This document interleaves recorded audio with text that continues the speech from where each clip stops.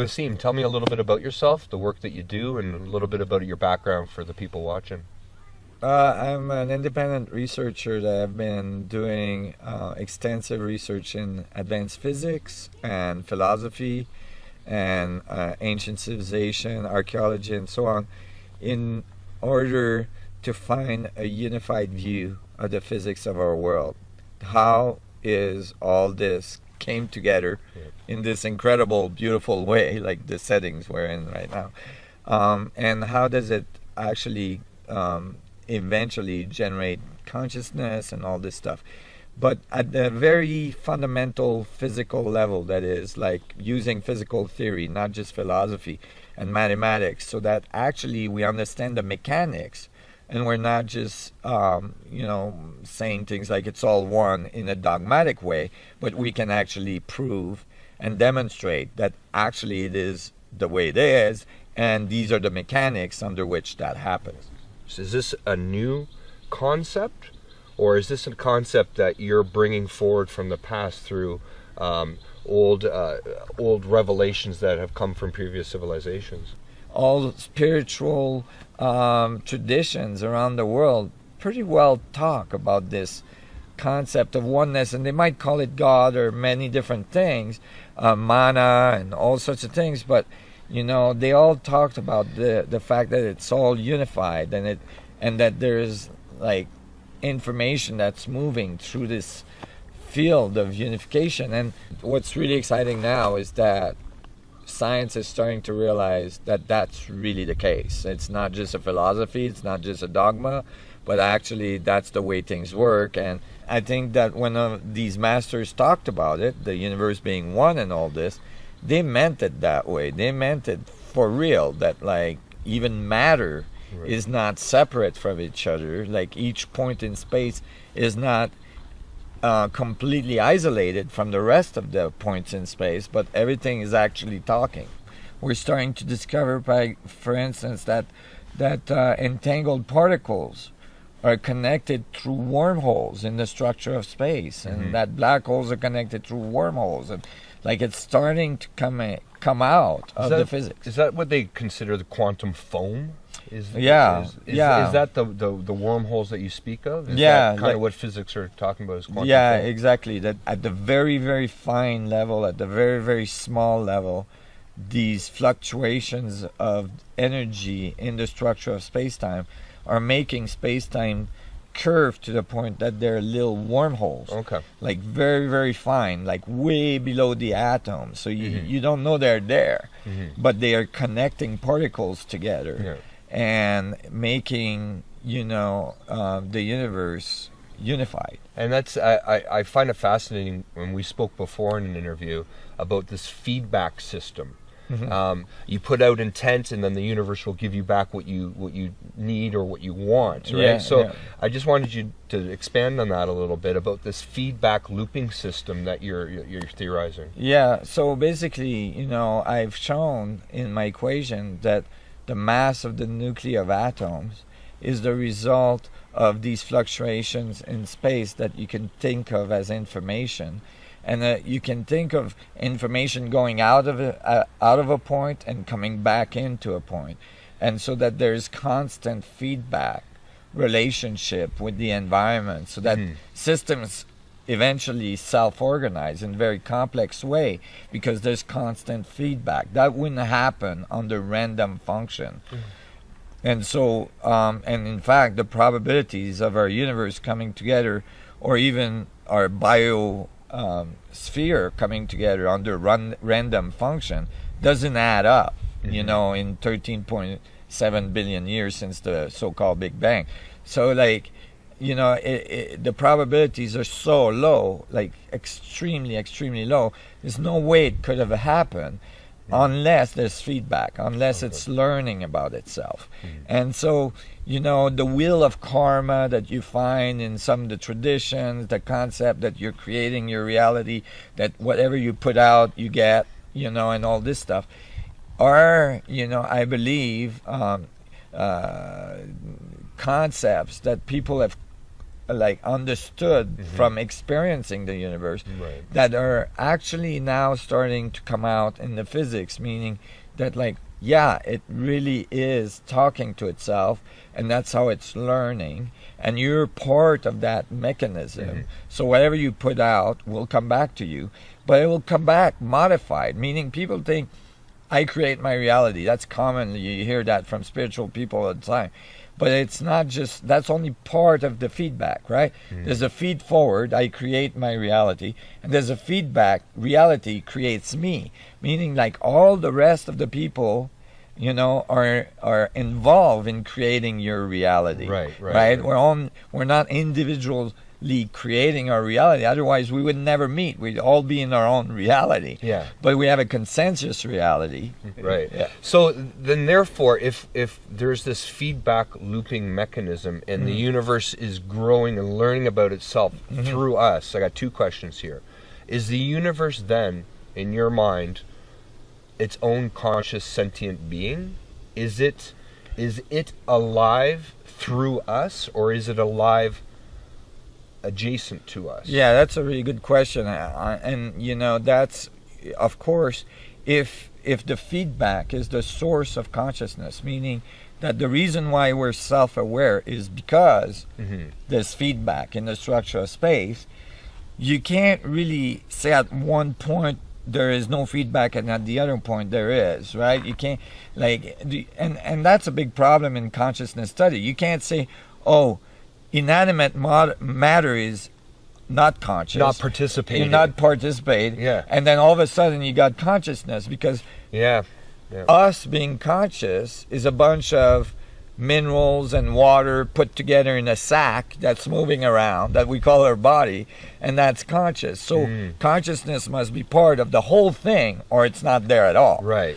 And so I think that, you know, the whole universe is conscious, and it's expressing itself eventually with higher and higher level of complexity to eventually something that looks like us, or it might look different on another planet, but something that's able to move around, that's able to look back at the universe and learn about itself. So we have a special place, quote unquote special place, by having the senses that we have to look back on itself. And some would argue, you know, like I'm looking at the beautiful lake here with the rocks, the trees around us. Like I know that rock, if I run up to it and smack my toe on it, it's going to affect me, right? So it is participating in my reality, even though from my perspective, it's not. I see it as an inanimate object. That's right. But that's just an egotistical frame of reference that I'm using. That's right. We're going to jump in the cold water, right? You're thinking that you're separate from the water, from the rock, and all this stuff. But without the water, without the rock, you're not here. I'm not going to feel any sensation. Yeah, you're not going to have a body. Okay. If that all that stuff wasn't there, supporting the evolution to eventually have a human being, that doesn't happen, right? So it's all connected. It's all talking. It's all like a support mechanism of learning, you know, of a universe that's learning about itself. Now, is there anything in your current research or your past knowledge where talking about predicting the future? So could someone be sitting here today and gain information from the universe to predict something that may happen in the future? Is there any sort of mechanism in that feedback system? Absolutely. And not only that, that means as well that the universe has memory, because if it's an evolution, right? There's memory. And what is memory in the universe? What is memory in physics? Memory in physics is time, meaning that we wouldn't have time if we didn't have memory. If you didn't remember the minute before, you wouldn't know that there is a continuous, you know, evolution of event, right? So you wouldn't have a concept of time. Remove the word time and replace it with memory, and so that means that I like that. So it's space memory instead of space time, and that means that space is actually like a medium, like the vacuum fluctuation we were discussing, is like a medium that has information in it, right? And what you call your past, which is your memory, right? Yeah. Is actually information you left on the structure of space-time as you move through it on the Okay. planet and, you know, in the solar system and all this stuff. So that means that, like, the information that's present at any moment in space, right, is what will predict what's coming Right. next, Okay. right? It's gonna make these events probable in one direction. So Right. if you access that information, you could, you know, predict the probabilities of it, what is gonna come next. To a higher degree of certainty. That's right. But you'll never actually be able to 100% nail it because it's still in that feedback system Yeah, going. because it's constantly changing. Okay. Right. So with this space memory, and I love that term, is that what the ancients would call the Akashic records? Or Absolutely. That's this Right. hidden gem that we're all looking for. That's right. So how would one then tune themselves in order to at least Access it. interact with that fabric, that space memory more? What could one human flesh and bones person do to achieve that? Well, you can think of your body, instead of like being the seat of consciousness, you can think of your body as being an antenna that's tapping into this Akashic record. And what you call your consciousness is the information you're sending into the Akashic record and the information the Akashic record is sending back to you, or the vacuum, you know, Right. in more modern terms. So the vacuum is the Akashic record. Right. That's the it. That's information. all the information. Yeah, it's the fluctuation of the information Okay. in the structure of space. So if you look at my equations, you find that like every proton has all the information of all the other protons in the universe in terms of vacuum information inside it. And that's and it might sound really outrageous, but the equation outputs a very precise mass and radius for the proton. That's the most precise measurement on the planet today. So, you know, it's not just an esoteric thought. It actually does the job in actually describing matter very, very precisely. So, so if you understand that, then you understand that going inward in your senses towards the center of your existence, literally towards the center of every atom that makes you. You're made out of 100 trillion cells. Yeah. Each cell's has 100 trillion atoms in it. And you went, so like any practice in which you're going to the center of your existence will bring you to the access to the Akashic record. So you're seeking it. The old sages would say this: you seek the information from inside, From within. within, not Yeah. from without. That's right. But- because without, it's limited. You have limited amount of access to information. Because you're limited to just your senses. That's right. Whereas if you go internally, You have access. you have access to everything. That's right. Okay, that's fine. And that's why people Right. can do remote viewing, remote healing, and all this stuff. Why can you how can you remote view Throw my heart, something that's on the other side of the planet, which has been demonstrated in laboratories over and over since the 70s, like, you know, with undoubting, you know, results, that people can do that. They're not doing that by trying to sense outside themselves what's going on the other side of the planet. They're going inside, internally, and there they find the information that they're seeking.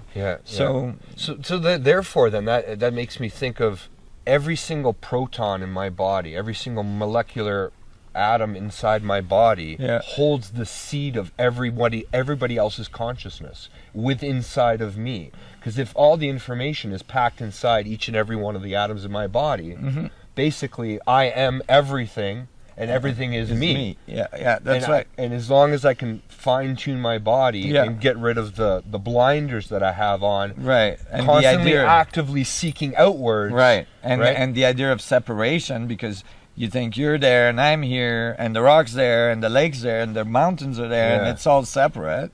But when you actually see that the vacuum between me and you and everything is connected and it's connecting everything, it's all within you and without, you know, then you can start to actually become an active, what I call vacuum engineer, meaning you can actually start to manipulate the field so that you can, or harmonize with the field so that you can flow with nature, you can flow with the universe in such a way that you become more and more powerful in your capacity to manifest what you want and to complete, whatever mission is that you're on and that you're here to accomplish. Yeah. So speaking of missions, what's the Resonance Project Foundation working on right now? You got the delegate program? We got the delegate program, which is great. It's like a 12-week course, and you get all the information, all the physics, all the philosophy, all the mathematics, everything is in there. You can skim along on the easy path, or you can dig as deep as you want, and it's great. And all the references are there. You can go and take tangents wherever you want, and then one time out of the month for 2 hours, I answer questions for people that are taking the course, and it's really a wonderful course. I'm really happy we have that available for people now. So what would this give people? It just give them a nice overall view of this concept of the connected universe. It'll give them tangents for them to jump off on. Yeah. Whatever their passion is, whatever they're called to explore deeper into different aspects of the connected universe. If they want to start solving the equations, or if they're interested in ancient civilization or philosophy, whatever, there's all the references there, and it's constantly being updated, so the new information gets put in and all this stuff.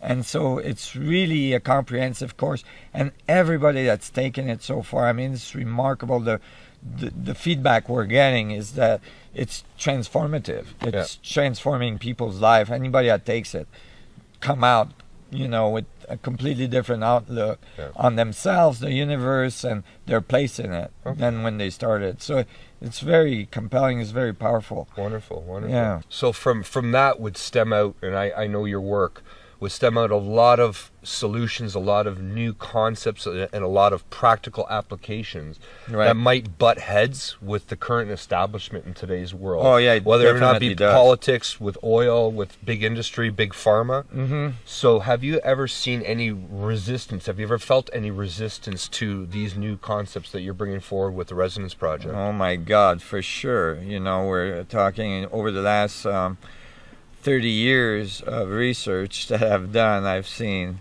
and at level, especially in science and physics and so on, it's extremely difficult to get heard. It's extremely difficult. You get ridiculed in many different ways. It's actually pretty painful, and it's a hero's journey to go against some of the largest establishment, both on the spiritual side and religious side, and on the scientific academic side. And so I've experienced many events of censoring and difficulties. Yeah, for the audience, Nassim writes actual physics papers and tries to present them to the scientific community, which are, institutionalized organizations like the big schools, the big universities of the world that have had centuries of basically compartmentalization and censorship established within them to promote their views, and the views of the people in power. Right. They're putting them forward. So I find it all the time in the work that I do. It's one thing to do an event or to do a talk with someone that doesn't have the name doctor in front of their name. But as soon as you stick the name doctor in front of their name, everybody wants to listen to them. So it's almost like just because an institution writes you a certificate saying you passed our course, then you are gifted enough to go out and spread this knowledge. But meanwhile, the knowledge that they're trying to spread is being censored all along the way. So and then on top of it, incredibly, is that if you look in history and you look at previous moments in history where there was great advancements in science, it typically didn't come from the institutions of the time. It typically came from independent researchers, people that thought that thought completely outside the box differently, and that upset the apple cards, and they were censored, they were persecuted, they were, and eventually people went, oh, but maybe he's right. And often it was too late. They had either killed the person or,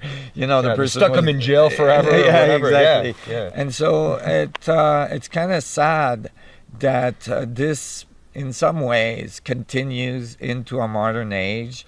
Sciences should not be about dogma and believing that something is specifically that way. It should be open to any ideas, and then the ideas that are correct will, eventually come out of the bunch, and the rest will weed out. And this is the way science is truly meant to be. So then therefore the actual wording of the scientific method is something that you hold true to yourself. If it's applied properly, it actually works. That's right. And it shouldn't be about what degrees someone has or not. Einstein wrote relativity long before he got a PhD, and so on.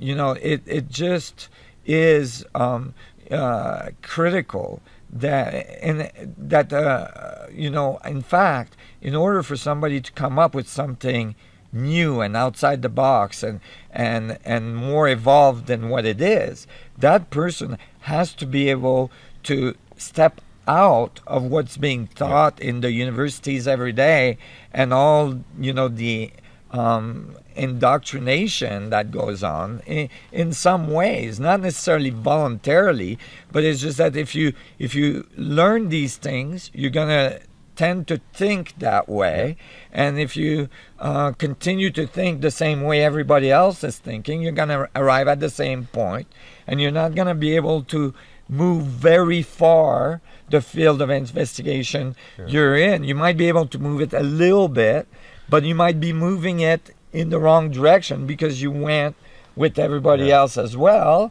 So, in order for, a big quantum jump in our understanding to happen, for it to happen, it has to be somebody that is thinking outside the box. I agree 100%. And this begs the question then.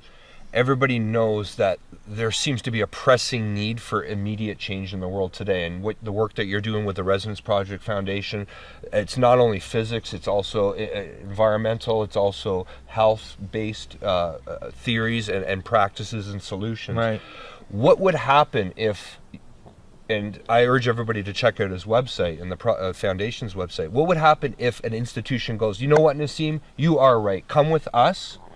You now you got full funding and you got the run of the show. What would you do in that situation? What would happen if they tried to bring you into the fold? Would you see that as a means to control the output of your foundation, or is that something that you would welcome? We are approached, and we do collaborate with people that are very much in the mainstream and mainstream institutions, financial and scientific and so on. People are not necessarily aware of it, but we do, and because we don't want to do what, we don't want to segregate like we have been segregated. Right. We have to bring everybody together. Yeah. We have to all evolve. So it's not us against them. It's not an us against them Yeah. thing. We and absolutely more and more of the scientific community and the institutional community are interested. Yeah. And in fact, the foundation right now is undergoing some changes that involve the private sector and all this stuff. Of course, it's challenging for some parts of the private sector to be faced with changes that may involve, infinite amount of energy available in every point in space, gravitational drives where we can leave the planet, all these things. They change our way of doing business. They change our society very fundamentally. And People are going to be threatened. That is what's going to happen. There right? is Yeah. already, but at the same time, we have to move forward. Yeah. We are challenged right now in our ecology, in the way we live on this planet, and our capacity to survive. And these are the solutions that can totally transform our society and save our world. Yeah. So that transition has to happen. And people know that. Yeah. Even in the industry, in the agencies, in the political realms, these people are people. They have children, they have family, they want the earth to continue, they want our society to evolve. So it's actually happening. Yeah. It just takes a little time. Yeah, so that this evolution of our consciousness and this feedback system you're talking about, where we're going to get what we need, it's not what we want. Mm-hmm. If we all open ourselves up and become our individuals, not be controlled, Mm-hmm. and allow this information to go forward and allow this collaboration to happen. I've talked to many scientists that work for institutions like NASA who they're literally, you sit them down in a chair and they're the most passionate people about whatever subject they're on. Mm-hmm. And then, but they still get thrown under that blanket of, well, you're working for a government organization, so you're all corrupt. And that. I personally, my opinion is we got to let that go. Right. We got to let that go. We got to be able to cooperate with each other. We got to be able to give a little bit of amnesty for the people that work for these government organizations, for them to come out. And I'm sure you talk to them too. They love your concepts. Absolutely. So some of them are very excited about what I'm doing, and they might not publicly talk about it. And many of them don't, because if they do, then they're under big duress from their peers and their funding and institution. And so it's not necessarily the best thing for them to do.